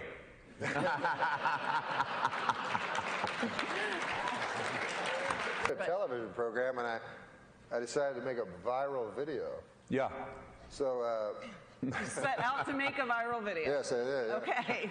So I said, it was called a sports show. It was a comedy sports show, right? So I just went to the basketball court and threw a basketball from full court for like 5 days. Yeah. So you got it in. Yeah, one swooshed, right? And then I told the people on the show, I said, hey, let's make this video viral, you know? And it's me throwing a full court basket. Anyways, 600 views. Congratulations. So that's what she said. That's what they're saying. Like you can't. Well, you know, maybe it just hasn't caught on yet. It could explode tomorrow. You know. It could. Yeah. Okay, here we have another. We have a guy over there. Oh, going. Oh yeah. Oh, you want him to ask? You prefer him? What? Being polite. Oh, they have Mike over there too. Look at that. Oh, there's a guy. This is the guy over there too. Yeah. Yeah. Okay. Good. It's technology. Okay, you go ahead then. Yeah. Hey, I'm Nick from Arizona. I was just wondering if you had any tricks or advice to procuring talent, guest talent, like you went from interviewing people on the street to being able to interview celebrities, and any tricks to bump up? He just interviewed Dan Rather, by the way. Yeah. Yeah. Very nice. Yeah. Well, it's you know, Norm knows. I tweet them. Yeah. Okay. Yeah. How did you get Ray Romano to come do your new show? Him? Yeah. Well, you know what I do? I don't tweet them. I just go like, hey, man, Ray Romano would be cool to have on the show. And then it says, @Ray Romano. So then they send that all to Ray Romano. They go, oh, why don't you come on the show, Norm Show, and stuff like that. That's a good idea. Yeah, I tried that with Arnold Schwarzenegger. It didn't work. Tom, how do you get, because you have some amazing guests, how do you procure those guests? Well, when I started doing my internet show, you know, it was a few years ago, there wasn't as many podcasts and things, and I reached out to people that I was just a huge fan of, and at the time there wasn't as much competition to get people, and people like Norm would come do my show all the time, and eventually we... One time I went on Tom's show. I did the Tonight Show. Remember that? I did the Tonight Show, which is taped at 5:30, and his show is live at 9. So I did the Tonight Show with the band Pitbull. Remember? Yeah, hell yeah. And then I took the band Pitbull, went over to Tom's house, did his show, which went on before the Tonight Show. Yeah, we scooped him. So basically, Norm brings my guests. But, you know, don't be afraid to ask people. And, you know, if you're, you know... People like talking about themselves. Yeah, absolutely. Look at us. We're all up here. All right, now your turn. Thank you for your question. What's your name? And I'm Ryder Cast. I'm from Ryerson University in Toronto. All right. Yeah. I'm just wondering, you guys have been talking a lot about social media. Ryerson? Yeah. Awesome. RTA program in Ryerson. There's this school of thought that says social media only preaches to the converted. People like your page, and then you're able to contact them. So what is your thought on that? Because you guys have obviously built up these big social media followings. And also, so how do you overcome that? And also, do you agree with that idea that you can only really reach these people who already like your content? I find, like with Twitter, mine stopped. So I kind of agree with you. It stopped at a certain amount, and then grew very incrementally from there, you know? But maybe you should like oranges instead of bananas. What? Maybe you should like oranges instead of How do you know that? That's his Twitter bio. But yeah, I don't know how. I'm with him. I don't know how the fuck. I'm sorry. No, it's we're all big boys. Okay, so let's go over here. Thank you for your question, Ryerson. Okay, let's go to this. We'll go back and forth now. Yeah. Ryerson. Hi, I'm Neil Scott from Calgary, Canada. Hey, everybody's from Canada. I'm feeling left out. A lot of Canadians out here. Okay, Too my many. comment, my question is prompted by what Callie said earlier about content that you put out there stays on the internet forever. So the question I have for all of you is, how do you manage content that's out there that no longer fits your brand or you wish you hadn't said in the first place? Yeah, like I never should have humped that dead moose. There's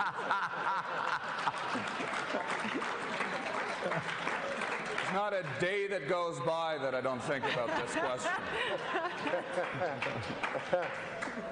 And also, you know, if you do, like, because I do stand-up like Tom, we go around the country, and so radio stations will interview, you know, you do like 4 or 5 radio stations in the morning, and then they have their cameras, you know, and that goes on the internet. So wherever you are, and you're in the morning, and you don't know what you're talking about, you say some crazy thing. Yeah. Then it's on the internet forever, and then, you know, whatever. It's actually a problem, really. It really is, because there's so much video. Everybody's filming with their cameras and their cell phones all the time. It ends up really kind of watering down what you want people to actually see. And when they search, you know, they don't know where to look. So, you know, you have to sort of learn. On the other hand, when I go on the internet and look on YouTube and stuff, like for somebody that I like, I want to see everything. So, you know what I mean? I want to see the bad stuff and the cool stuff, like, because I get addicted to YouTube. You know what I mean? Like, I'll watch and I'll go, I got to remember that motherfucker over there. Like, on those. But, you know, they got that side thing. I go there next, and I watch that for 10 and I'm over there, and then it's 5 in the morning. And I start tweeting. Chris, what's the YouTube videos that have got the highest views for you? I think for me, it was the Walk on Water. I think it has like 50 million, and then collectively there's over 250 million views. But yeah, I mean, it's just an interesting world that we live in, and it's you know, there's Funny, a lot of. Jesus walked on water, not one hit.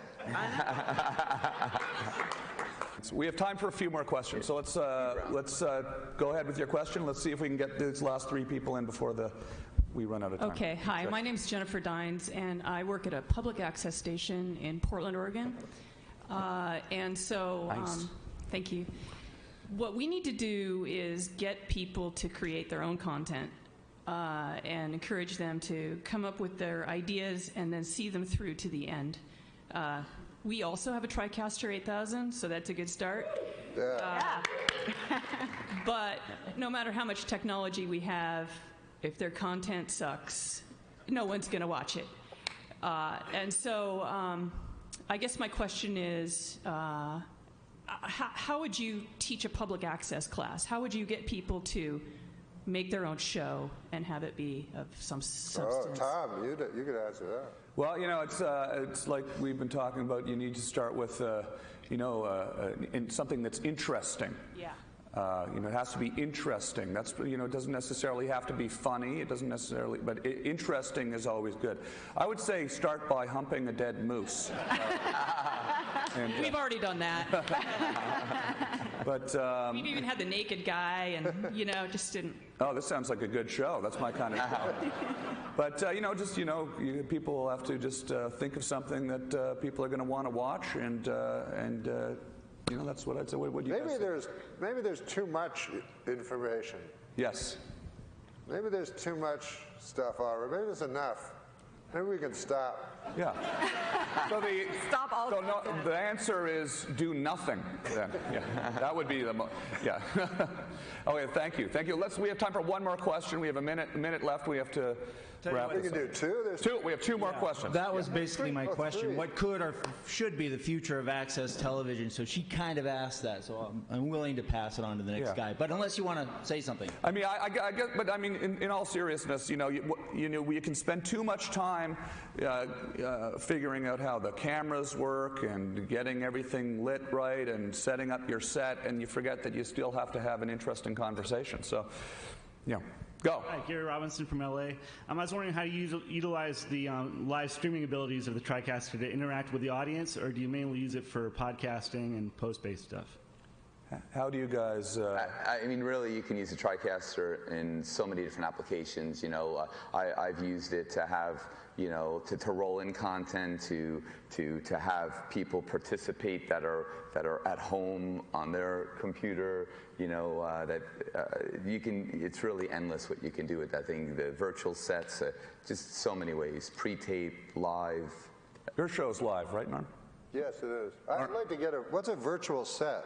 Virtual set is basically a green screen that you can have. You can create one from scratch, or you can use. No, I understand green screen. Yeah. Then what you did with the news. Yeah. Exactly. Yeah. Okay. Well, we are out of time, but let's take our one last question, and we cannot do the question. Let's not take the question. You can come ask your question to us right over here personally after the show. Thank you very much, everybody, for being part of the panel. Thank you, Chris Angel, Callie Lewis, Norm MacDonald, and thank you. And make sure you check out Tom Green's show at the Hard Rock, Chris Angel at the Luxor, and everybody else online. Thank you, guys. We appreciate you guys being here. Awesome job.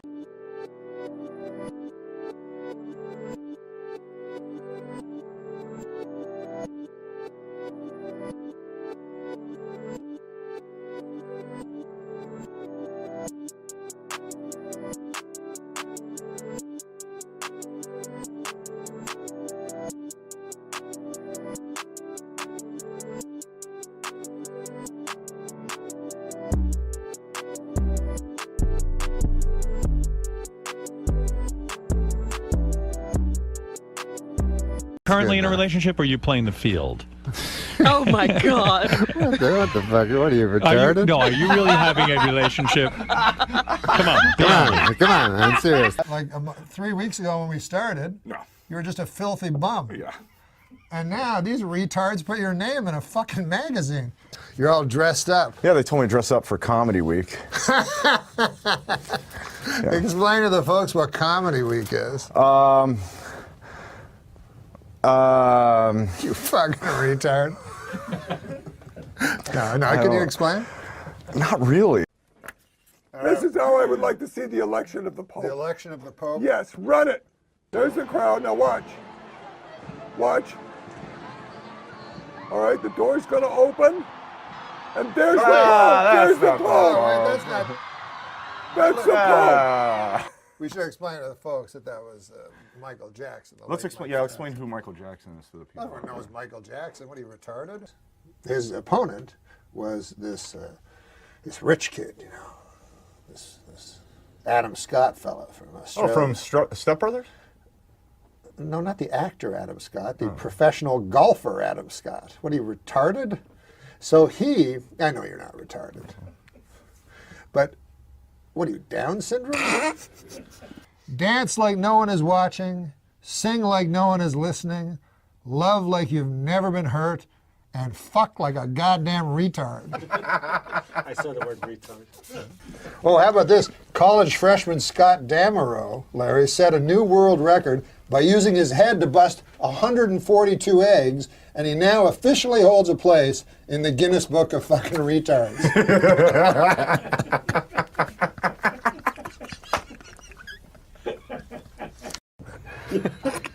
The parents of Honey Boo Boo are getting married this week. I don't know what any of that means, but it sounds fucking retarded.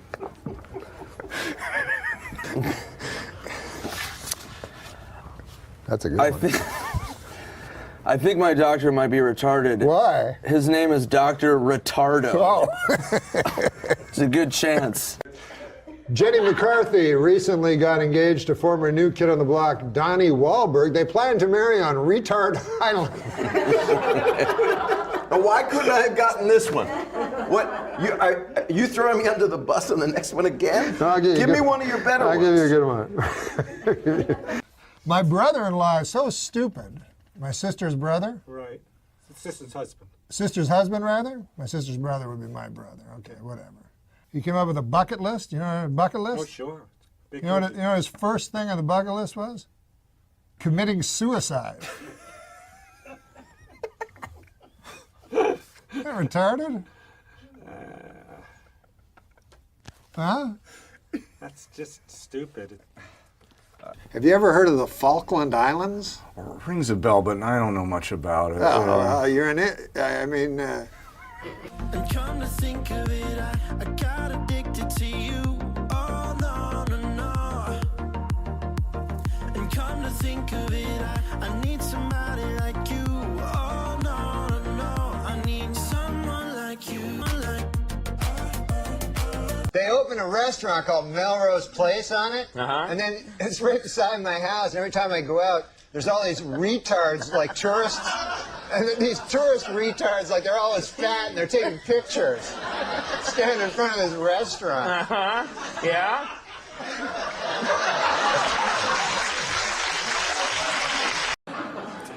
I don't even know what's wrong with hypocrisy, anyways. What's the problem with hypocrisy? You know?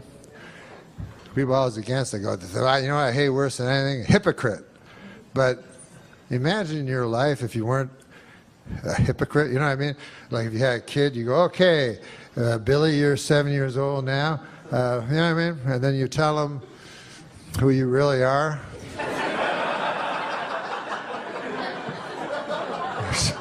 That's not a good idea. Sit down, Billy. I'm going to tell you some evil shit I did through most of my life that I've been keeping from you. But a guy was just telling me, hey, listen, Bill Cosby, first of all,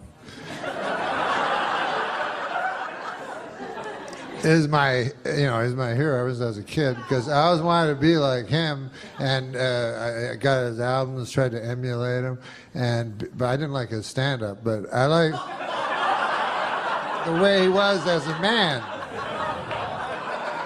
Because this was before, they didn't say he was a rapist on the fucking liner notes of the albums, you know? That's what my buddy said. He said, the worst part about Cosby was he was a hypocrite. And I said, I don't think that was the worst part.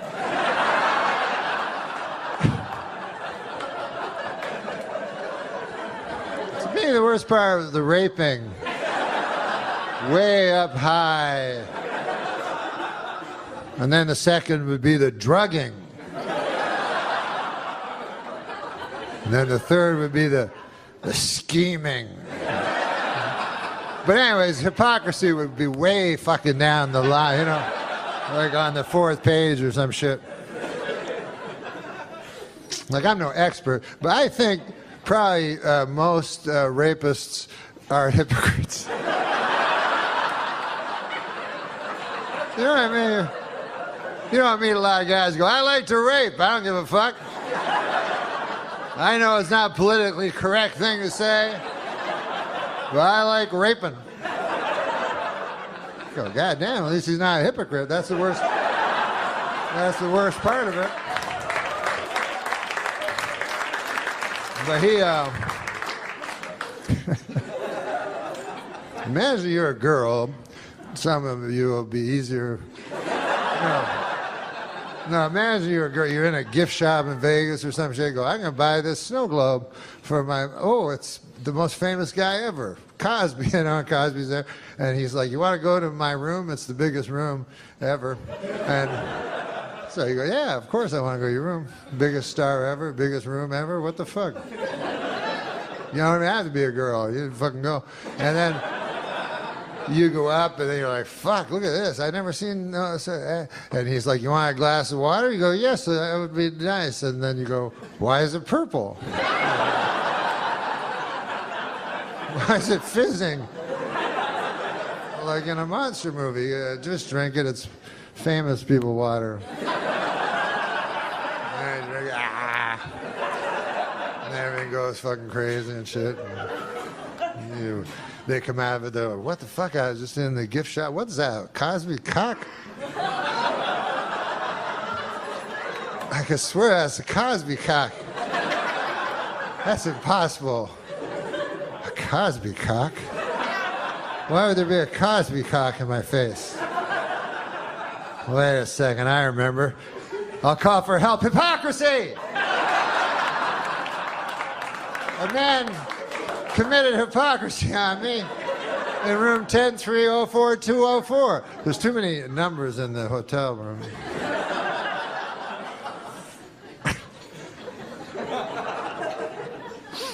God damn. Cosby. But when you think about that show, people go hypocrite and shit. But in a way, when you think about the show he had a regular fucking life. But then what was his job? He looked in women's pussies and stuff. And you never saw it. They never showed you that part. So in a way, maybe he wasn't a hypocrite.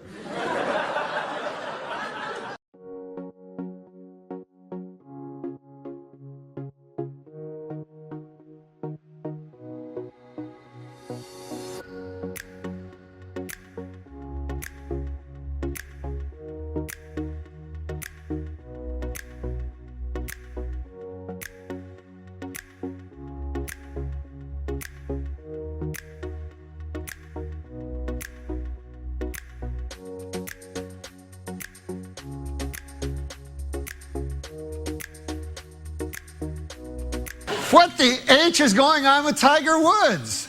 As we all saw on Sunday, the guy can't even sink 3-foot putts at Augusta anymore. Why? Because we are still in his head. That's why.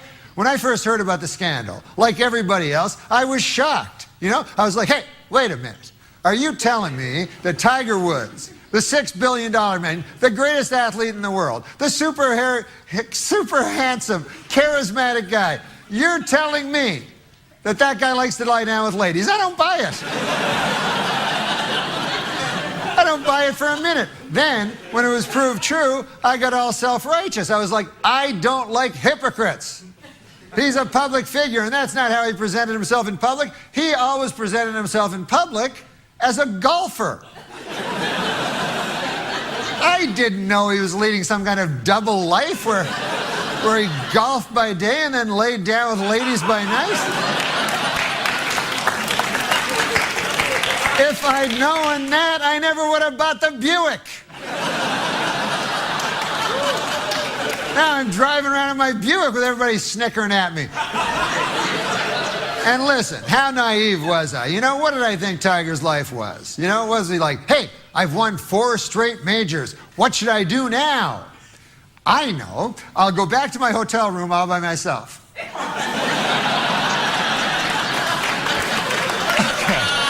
Okay, here I am in my hotel room. Let me just close my hotel room window. Too many ladies chanting my name out there. I know, I'll order some room service. Hello. Yes, I'd like to order... hello, Nicole. I'd like to order a chicken breast sandwich. No, if I wanted a job to end all jobs, I would have asked for one. I want a chicken breast sandwich with a pickle. So anyways, Tiger has admitted that he is a sex addict, but what is a sex addict? Now, take my Uncle Bert, for example.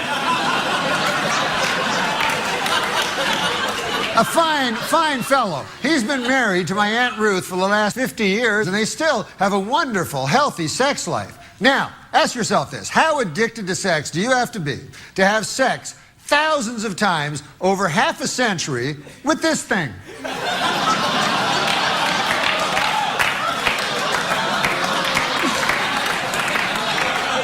If you're looking for a sex addict, I'll give you a sex addict. Uncle Bert.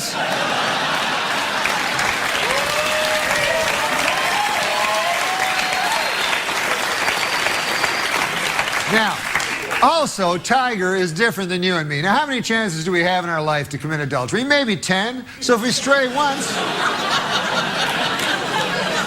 It's not even 10, we just think it's 10. If we stray once, that's 10%. Now, Tiger may have had sex with 50 or 60 girls, but what about the 3 million he could have but didn't? You gotta factor those gals in. Then, that makes the percentage 0.000000006.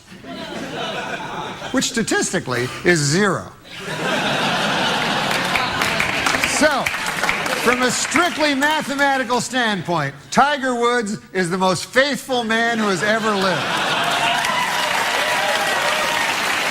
All right, so let's get out of his head and let Tiger be Tiger. What the H? You just reminded me, and of course everyone's been thinking about him a lot lately, Norm MacDonald. But one of the reason I bring up Norm is Norm, you were describing everybody was following the same rules as a talk show host, which is, okay, you've got to come on, you've got to come up with 3 or 4 stories, they've got to have a beginning, middle, and end payoff. It's got to be something that really happened to you. Norm was this Picasso who decided the eyes don't have to be where the eyes really are, the nose doesn't have to be. He blew it all up, and he would tell stories that were completely fake. I know. They were 100 years old, they were corny jokes, and he would just tell them like they happened to him. I'm from a little town, it's called Monkland, and it's only 108 people. 108? That's small. It's country, you know, it's really rural. And but man, I'll tell you, there's lots of funny stories from there. And I remember the first time he did that, me talking to him and thinking, okay, well, he's got these different, you know, I don't know what we're going to talk about here. And he'd come out and he'd go like, hey, no, how's it going? And I'd be like, oh, Norm, what's going on with you? I bought a farm. I'm like, what, you bought a farm? He's like, yeah, I bought a farm. I got 3 daughters, each prettier than the next. There was a guy, man, he lived down the road. His name was John Neil Mergerison. And this guy, I went to him once. I've been away for a couple of years, you know. I moved to the city, you know, and I came back. And I said, John Neil, how you doing? You know, I went to his what do you got, farm? And yeah, so he's showing me his pigs. He had a bunch of pigs there, you know. He had a bunch of pigs, a bunch of them. And one of the pigs had a wooden leg, you know. And Andy would be sitting there, and Andy's from the Midwest. He'd be like, wait a minute, I know this joke. This is a joke my grandfather told me. And he'd be like, my grandfather told me. He says he's mature, and I think it's because he's telling my grandfather's joke. Stop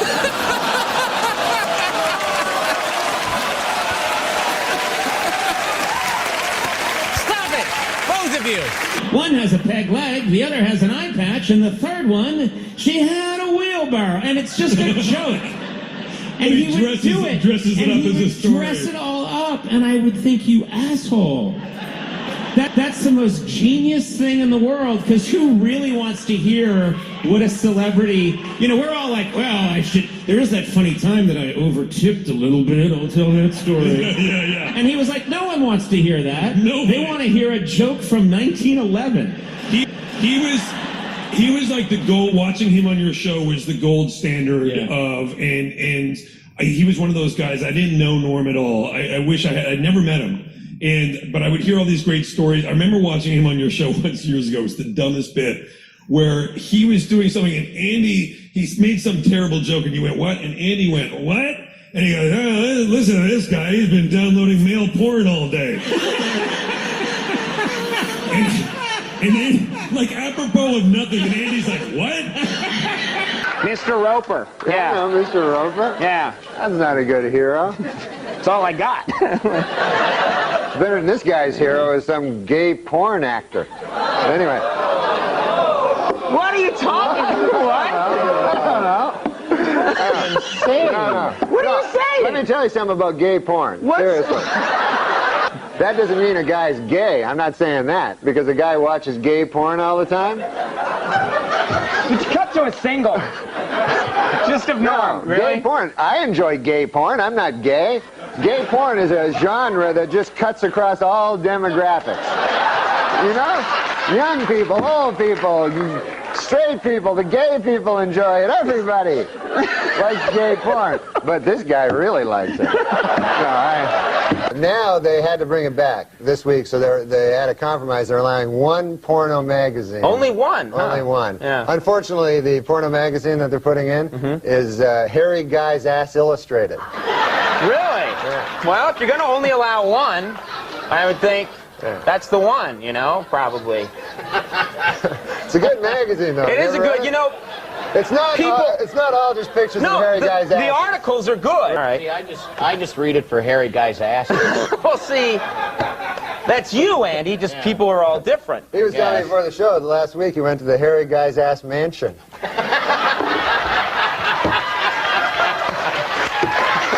Great. Why didn't you? Andy has all the fun. He gets to all the big celebrity parties. Right. Him and Jimmy Kahn. This is one I heard recently, because since when he passed away, you heard all these stories from all these people, but Norm liked to bet. You know, Norm liked to gamble, and he liked to bet, and he borrowed $200 from someone at SNL. And then the person kept coming up to him and saying, "Hey, can I get that $200?" And he's like, I don't know. And in that Norm way, kind of getting out of the room and shambling away in all angles and elbows. And the guy kept asking him for it. And the guy went, "Hey, come on, man, that means a lot to me. I had $200. I want my $200. And, hey, you lost $200. I lost $5,000. Leave me alone." He just got yelled at the guy. You think you got problems? I got bigger problems. What was the most you ever bet on an event? $400,000. Who was it on? Atlanta Falcons against the Denver Broncos, 1990. What's amazing is people don't realize is that Norm at the time in the 90s when the O.J. trial was going on. Yeah. Well, let's be clear, we're not cheering the O.J. murder. Yeah. Let's just be we're cheering Norm's heroic comedic response to that terrible event. Yeah. There you go. We're on record having said that. Yeah. And so he's on the show, and at the time the guy who was running NBC really evidently was friends with O.J. And wanted Norm to stop. So I think maybe a bunch of people here might be too young to appreciate how much Norm's boss was telling him to stop making jokes about O.J. And he was told, you gotta stop. And that weekend, Norm comes out and goes, he's on Weekend Update. He says, it turns out the Los Angeles Police Department admitted today that they had planned to frame O.J. Simpson for those murders until they got to the crime scene, and it turned out he did it. A shocking new development in the O.J. Simpson case. Late this afternoon, a high-ranking official in the Los Angeles Police Department admitted to Geraldo Rivera that the police did conspire to frame O.J. Simpson for the murders of Nicole Brown and Ron Goldman. However, they called the conspiracy off when they got to the murder scene and found that O.J. really did do it. While in England, where he spoke at Oxford University. Why you going high? Push me to the side. Let's keep going on and I ain't getting tired. Yeah, you try to crucify all the good inside. You go and come now. Double down. Yeah, and then he would stare at the camera. Yeah. He would stare at the camera and hold, which is this incredible middle finger in comedy. Incredible. Turns out he did it. And he would stare at the camera, and even if the crowd wasn't laughing, he would stare at them like, "You heard what I said." Yeah. And his job was on the line. Yeah. Pretty. Well, that's a point that I try to make again and again and again, is that there are a lot of people who talk about being brave in comedy and bravery, and Thank I you. think, no.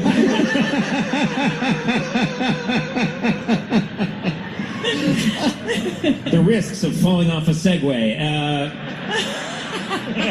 But no, it's rare. It doesn't happen that often, but Norm is one of those people, and it doesn't happen that often. People that their careers are hurt by the chances they're taking.